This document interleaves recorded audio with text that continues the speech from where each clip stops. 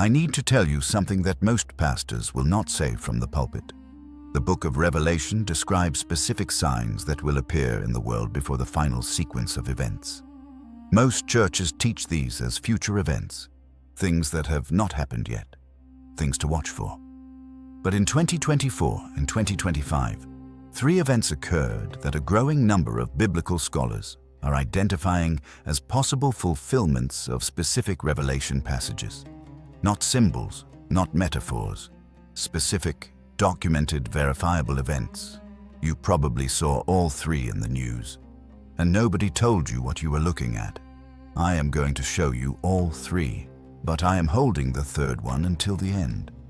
Because the 3rd sign is the one that connects directly to a prophecy most Christians have been told will not be possible for another generation.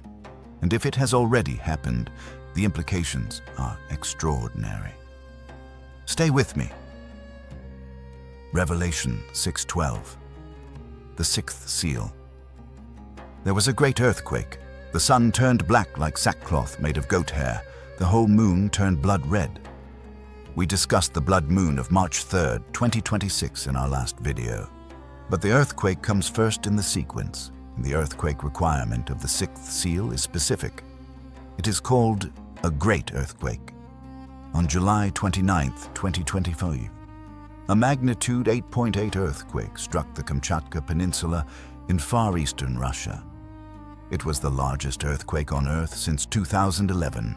It triggered tsunami warnings across Russia, Japan, and reached as far as Ecuador and Chile on the other side of the Pacific Ocean. The Bible Study Tools website published a note directly on their earthquake prophecy page, written the day after this event, stating, "Many are left wondering if these earthquakes are the signs of the end times spoken of in Revelation. I'm not telling you the Kamchatka earthquake is the 6th seal. I'm telling you it was the largest earthquake in 14 years, and it happened 7 months before the blood moon of March 3rd, 2026. The exact sequence Revelation 6 describes, great earthquake, then blood moon, occurred in that order, 7 months apart.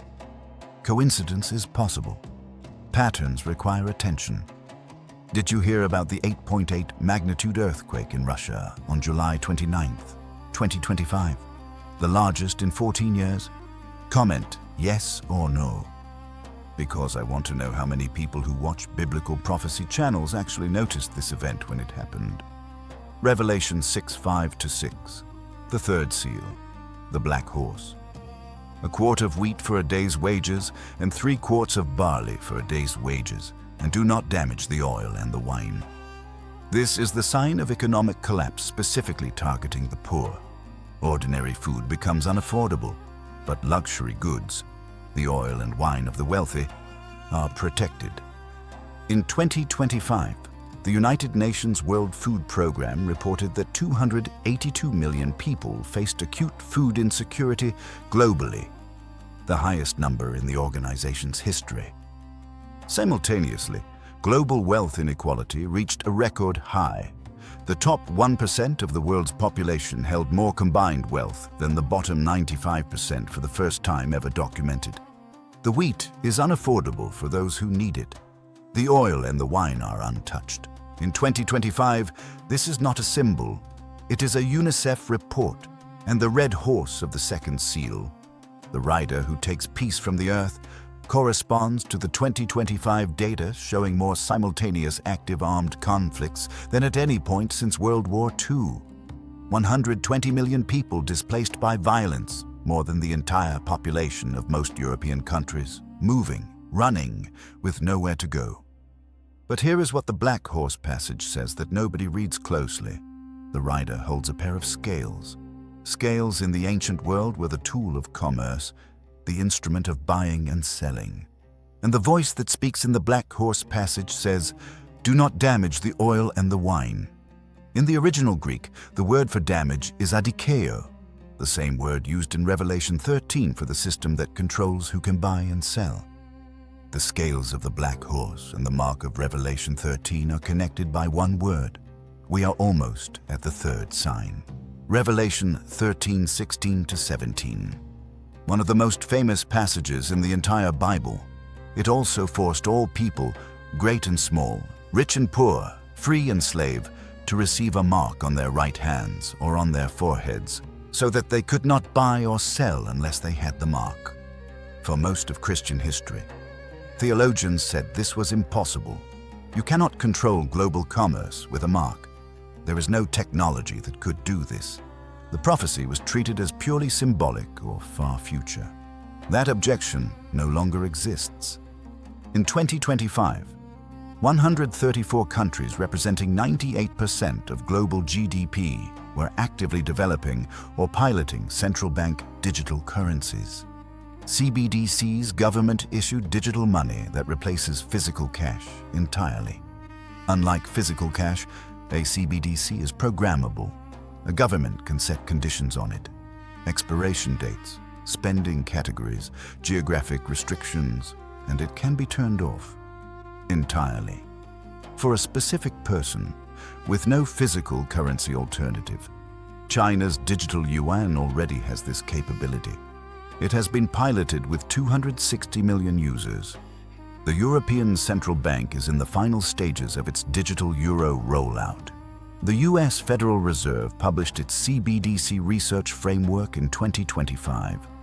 For the first time in human history, the technical infrastructure for a global system that controls who can buy and sell is not theoretical. It is being built right now by the central banks of 134 countries simultaneously. 134 countries building programmable digital currencies that can be switched off for specific individuals. Revelation 13:17 describes a system that controls who can buy or sell. Did you know CBDC development reached this stage in 2025? Comment below. Because most people who quote this prophecy have no idea how close the infrastructure already is.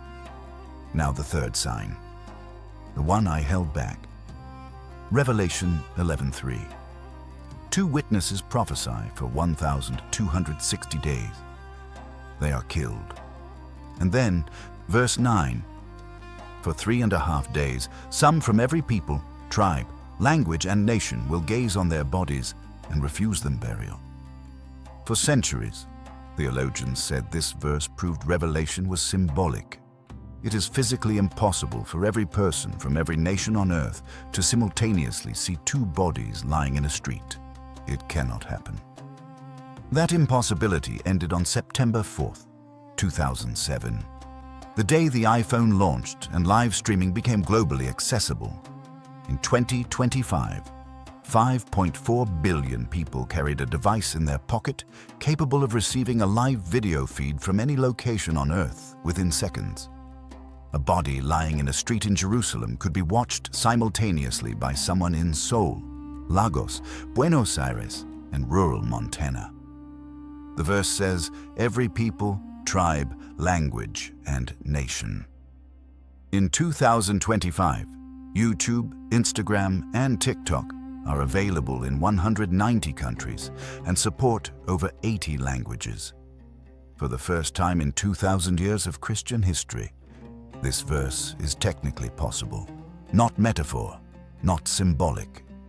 The technological prerequisite for Revelation 11:9 was met in our lifetime, for the first time since John wrote it on the island of Patmos. Most Christians have been told this sign is still future. The technology that makes it possible already exists. It is in your pocket right now. John wrote this on the island of Patmos around 95 AD. He described a technology that would not exist for 1,912 more years, and he described it accurately. Every people, tribe, language, and nation, simultaneously gazing at the same image. The technology required for Revelation 11:9. Every nation simultaneously watching the same event was impossible for 1,912 years after John wrote it. And then the iPhone launched. Sir, did this connection occur to you before today? Comment below. Let me show you the window. July 29th, 2025. Largest earthquake in 14 years. Revelation 6:12 sequence begins. February 17th, 2026. Solar eclipse. Sun turns dark.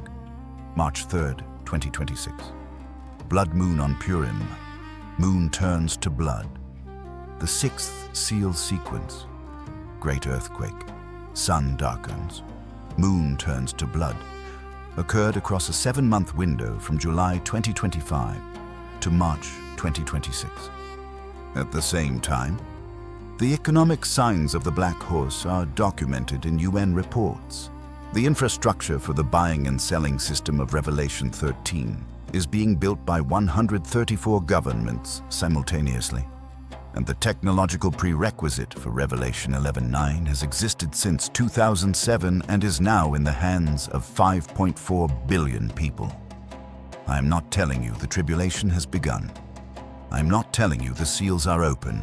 I am telling you that 3 specific technological and astronomical conditions described in Revelation have been met for the first time in 2,000 years, within a single recent time window. Jesus said in Matthew 24:33, "When you see all these things, know that it is near, right at the door." Not one thing, all these things, together, in the same generation, in the same window. Which of these 3 signs surprised you most? The earthquake sequence, the CBDC infrastructure, or the live streaming technology? Comment below.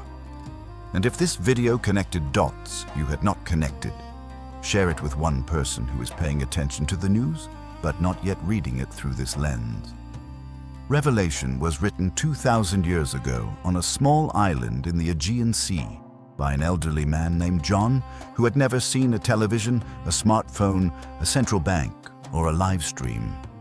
He described a world where knowledge would flow instantly to every nation, where commerce could be controlled at the individual level, where a global audience could simultaneously watch a single event in real time.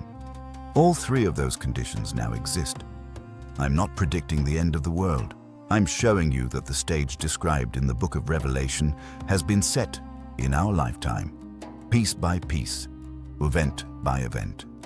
Whether the curtain rises tomorrow or in a generation, the text is no longer describing impossibilities. It is describing the world you live in right now. But Revelation also describes something else that most Christians have completely misunderstood: the mark of the beast. For decades, the church has taught it as a physical tattoo or a microchip, but the original Greek word for mark is charagma, and it has a meaning in the context of Roman commerce that changes everything about how this prophecy should be interpreted. That is the next video.